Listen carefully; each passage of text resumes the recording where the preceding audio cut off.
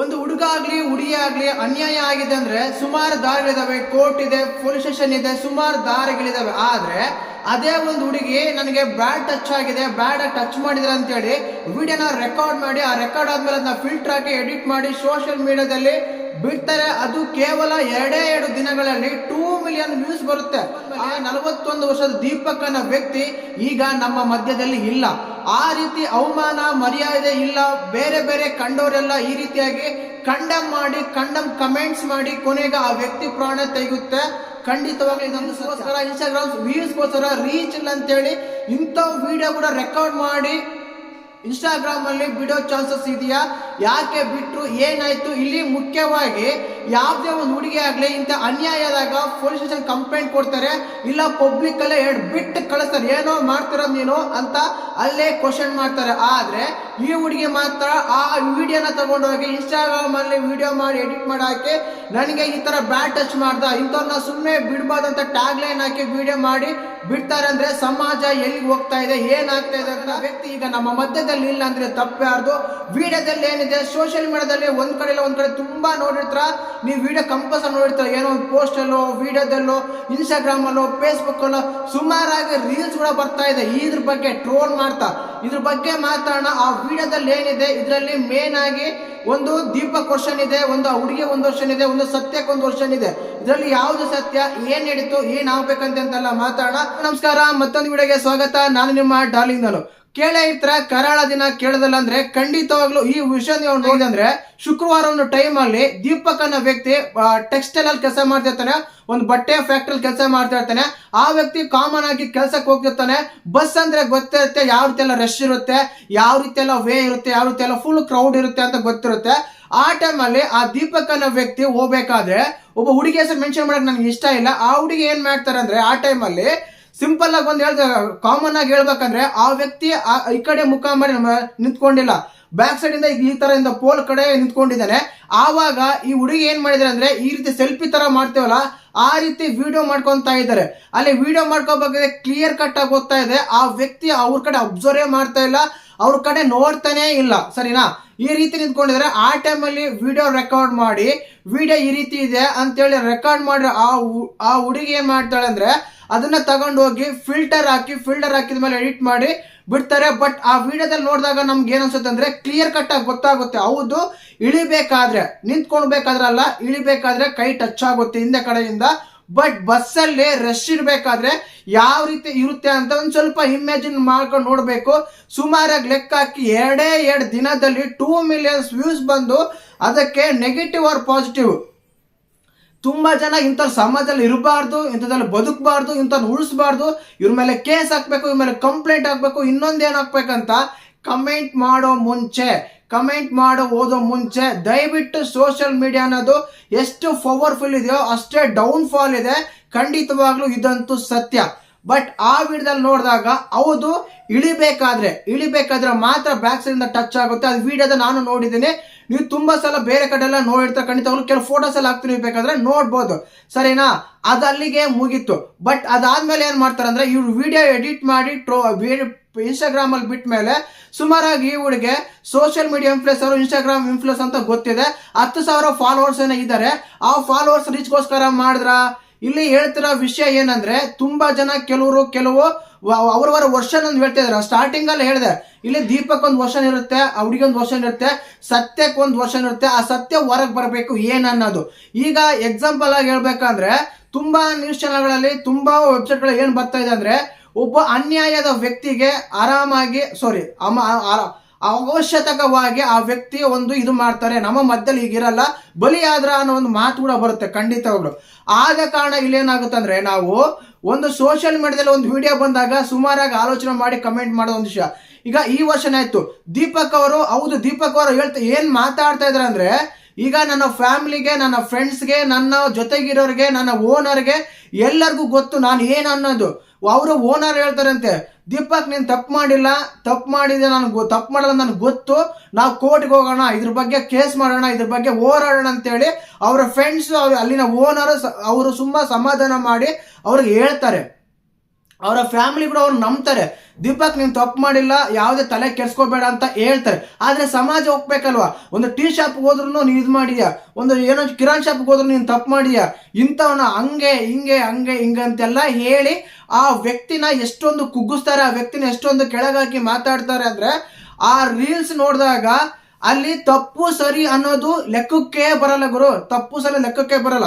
ಒಂದ್ ಹುಡುಗ ಒಂದ್ ಹುಡುಗಿ, ಹುಡುಗಿಗೆ ಅನ್ಯಾಯ ಆಗಿದೆ ಅಂತ ಒಂದು ಹುಡುಗನ್ನ ಬ್ಲೇಮ್ ಮಾಡಿ ಕೆಳಗಾಕಿ ಇದು ಮಾಡಿ ಇದು ಮಾಡಿ ಅಂದಾಗ ಆ ವ್ಯಕ್ತಿ ಏನ್ ಹೇಳ್ತಾರೆ ಸಿಂಪಲ್ ಆಗಿ, ನನ್ನ ಗ್ರೌಂಡ್ ಅಲ್ಲಿ ಇರೋರ್ಗೆ ನಾನು ಹೇಳ್ಕೋಬಹುದು, ಬಟ್ ಪ್ರಪಂಚಕ್ಕೆ ನಾನು ಏನ್ ಮಾಡ್ಲಿ, 41 ವರ್ಷಗಳ ನನ್ನ ಕಾಲ ನಾನು ಉಳಿಸ್ಕೊಂಡ್ಬಂಡಿರೋ ಮರ್ಯಾದನ ಕೇವಲ 2 ದಿನದಲ್ಲಿ ಹಾಳಾಗುತ್ತಂದ್ರೆ ನಾನು ಮುಂದೆ ಜೀವನದಲ್ಲಿ ಹೇಗ್ ಬದುಕಬೇಕು ಅಂತ ಆ ವ್ಯಕ್ತಿ ಸಫರ್ ಆಗ್ತಾನೆ.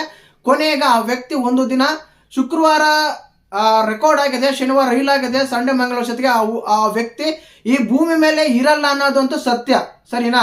ಇದ್ರ ಬಗ್ಗೆ ಆ ವಿಡಿಯೋ ಕೋರ್ಟಲ್ಲಿ ಬರುತ್ತೆ, ಕೋರ್ಟ್ಗೆ ಹೋಗ್ತಾರೆ, ಕೇಸ್ ಮಾಡ್ತಾರೆ, ನಡೆಯುತ್ತೆ. ಅದು ಅಪ್ಡೇಟ್ ಬಂದಾಗ ಖಂಡಿತವಾಗ್ಲೂ ಅದ್ರ ಬಗ್ಗೆ ಕೂಡ ಅಪ್ಡೇಟ್ ಮಾಡ್ತೀನಿ. ಇಲ್ಲಿ ವಿಷಯ ಏನಂದ್ರೆ, ಖಂಡಿತವಾಗ್ಲೂ ಆ ಹುಡುಗಿ ಆ ರೀತಿ ಆಗಿದ ತಕ್ಷಣ ಏನ್ ಮಾಡ್ಬೇಕಂದ್ರೆ, ಏನ್ ಮಾಡ್ಬೇಕಾಗಿತ್ತು, ಸಿಂಪಲ್ ಆಗಿ ಕೋರ್ಟು ಬೇಡ, ಸ್ಟೇಷನ್ ಬೇಡ, ಅಲ್ಲೇನೆ ಎದೆ ಮೇಲೆ ಹಂಗ್ ಹಿಡ್ಕೊಂಡು ಕೇಳ್ಬೋದಾಗಿತ್ತು, ಶರ್ಟ್ ಹಿಡ್ಕೊಂಡು ಕೇಳ್ಬೋದಾಗಿತ್ತು, ಏನೋ ನೀನ್ ಮಾಡ್ತಿರೋದು ಅಂತ. ಆದ್ರೆ ಇವನು ಸೋಷಿಯಲ್ ಮೀಡಿಯಾ ಇನ್ಫ್ಲೂಯೆನ್ಸರ್ಸ್ಗೋಸ್ಕರ ಸಣ್ಣ ಒಂದು ರಿಕ್ವೆಸ್ಟ್, ಖಂಡಿತವಾಗ್ಲೂ ಯಾವುದೇ ಒಂದು ಹುಡುಗಿ ಕೂಡ ಈ ರೀತಿ ಎಲ್ಲ ರೆಕಾರ್ಡ್ ಮಾಡಿ ಪ್ರಪಂಚಕ್ಕೆ ನಾನು ಬ್ಯಾಡ ಟಚ್ ಮಾಡಿದಾನಂತೇಳ ಯಾರಾದ್ರೂ ಬಿಡ್ತಾರ? ಅನ್ಸಲ್ಲ. ಆ ರೀತಿ ಅಂತ ಅನ್ಸಲ್ಲ. ಕೇವಲ ಇನ್ಸ್ಟಾಗ್ರಾಮ್ ರೀಲ್ಸ್, ಇನ್ಸ್ಟಾಗ್ರಾಮ್ ರೀಚ್ಗೋಸ್ಕರ ಬಿಡ್ತಾ ಇದೆಯಾ ಅಂತ ಅನಿಸ್ತಾ ಇದೆ. ಈಗ ನಾನು ದೀಪಕ್ ವರ್ಷನ್ ಅವ್ರು ಹೇಳಿದೆ, ಈಗ ಹುಡುಗಿ ವರ್ಷನ್ ಹೇಳ. ಆ ಹುಡುಗಿ ಏನಂದ್ರೆ, ನೀವು ಕೇವಲ ವಿಡಿಯೋ ಮಾತ್ರ ನೋಡಿದಿರ, ವಿಡಿಯೋಗಿಂತ ಮುಂಚೆ ಏನಾಗಿತ್ತು ಅಂತ ನೀವು ನೋಡಿಲ್ಲ, ವಿಡಿಯೋ ಆದ್ಮೇಲೆ ಏನಾಗಿತ್ತು ಅಂತ ನೋಡಿಲ್ಲ ಅಂತ ಹೇಳ್ತಾರೆ. ವಿಡಿಯೋ ಆದ್ಮೇಲೆ ಅಲ್ಲಿ ಏನಿಲ್ಲ, ಅವ್ರು ಬಸ್ಸೇ ಇಳಿದು ಹೋಗ್ತಾರೆ. ವಿಡಿಯೋ ಆದ್ಮೇಲೆ ಇನ್ನೇನಾಗಿರುತ್ತೆ, ವಿಡಿಯೋಗಿಂತ ಮುಂಚೆ ಏನೋ ಆಗಿದೆ ಅಂತ ಹೇಳಿ ಅವ್ರು ನಾನು ಫೈಟ್ ಮಾಡ್ತೀನಿ, ನನಗೆ ತಪ್ಪಾಗಿದೆ ಅಂತ ಹೇಳಿ ಅವರೆಲ್ಲ ಮಾತಾಡ್ತಾ ಇದ್ರೆ. 2 ವರ್ಷನ ಕೇಳಿದಾಗ ಏನಾಗುತ್ತಂದ್ರೆ, ಮೇನ್ ಆಗಿ ಅವರು ಯಾವುದೇ ಒಂದು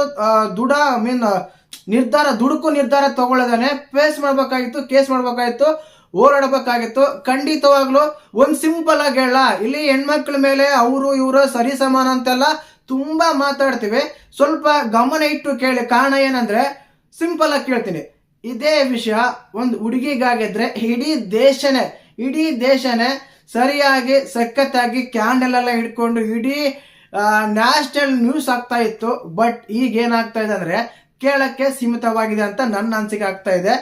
ಇಲ್ಲಿ ಏನಾಗುತ್ತೆ ಅಂದ್ರೆ, ಒಬ್ರಿಗೊಂದು ನ್ಯಾಯ ಇನ್ನೊಬ್ರಿಗೊಂದು ನ್ಯಾಯ ಅನ್ನೋದು ಬರ್ತಾ ಇದೆಯಾ? ಯಾಕೆಂದ್ರೆ ಸುಮಾರು ವಿಷಯಗಳಲ್ಲಾಗಿದೆ. ಸಿಂಪಲ್ ಆಗಿ ನಂಗೆ ಒಂದು ಸಿನಿಮಾ ನೆನ್ಪು ಬರುತ್ತೆ. ಯಾವುದೋ ಒಂದು ಕಮಲ್ ಹಾಸನ್ ಸಿನಿಮಾ ಇದೆ. ಆ ಸಿನಿಮಾದಲ್ಲಿ ಫಸ್ಟ್ ಹಾಫ್ ಎಲ್ಲ ತೋರಿಸ್ತಾರೆ ಕಮಲ್ ಹಾಸನ್, ಇವ್ನು ಕೆಟ್ಟೋನು ಅಂತ. ಬಟ್ ಸೆಕೆಂಡ್ ಹಾಫ್ ತೋರಿಸ್ತಾರೆ ಆ ವ್ಯಕ್ತಿ ಆ ಟೈಮಲ್ಲಿ ಹೇಗೆ ಬಿಹೇವ್ ಮಾಡ್ದ ಅಂತ. ಬಟ್ ಇಲ್ಲಿ ಇಷ್ಟನೇ ಗೊತ್ತಾಗೋದು, ನಾವು 1 ವರ್ಷ ನೋಡಿ ನಾವು ಮಾತಾಡ್ಬಿಟ್ರೆ ಇನ್ನೊಂದು ವರ್ಷ ನೀವು ಕೇಳಾಗಿರುತ್ತೆ. ಆ ವರ್ಷ ಏನಾದ್ರು ಗೊತ್ತಾಗ್ಬೇಕು. ಕೇಸ್ ಆಗಿದೆ, ನಡೀತಾ ಇದೆ. ಖಂಡಿತವಾಗ್ಲೂ ಒಂದಂತೂ ಸತ್ಯ, ಇಲ್ಲಿ ಏನಾಗ್ತಾ ಇದೆ ಅಂದ್ರೆ, ಸುಮಾರು ಜನ ಈ ಸೋಷಿಯಲ್ ಮೀಡಿಯಾ ಅಂತ ತಗೊಂಡಾಗ ಆ ವಿಡಿಯೋ ನೋಡಿದಾಗ, ನಾನು ಆ ವಿಡಿಯೋ ನೋಡಿದೀನಿ, ಕ್ಲಿಯರ್ ಕಟ್ ಆಗಿ ಗೊತ್ತಾಗ್ತಾ ಇದೆ ಆ ವ್ಯಕ್ತಿ ಅವ್ರನ್ನ ಬೇಕಂತಲೇ ಇಲ್ಲ. ಅವರು ನಾವೀಗ ಕೆಲವ್ರು ಇರ್ತಾರೆ, ನಾನು ಎಲ್ಲರೂ ಸರಿ ಅಂತ ಹೇಳಕ್ಕೆ ಹೋಗಲ್ಲ, ಕೆಲವ್ರು ಇರ್ತಾರೆ ಬೇಕಂತ ಟಚ್ ಮಾಡ್ತಾರೆ, ಬೇಕಂತಾನೆ ಇದು ಮಾಡ್ತಾರೆ ಅಂತ.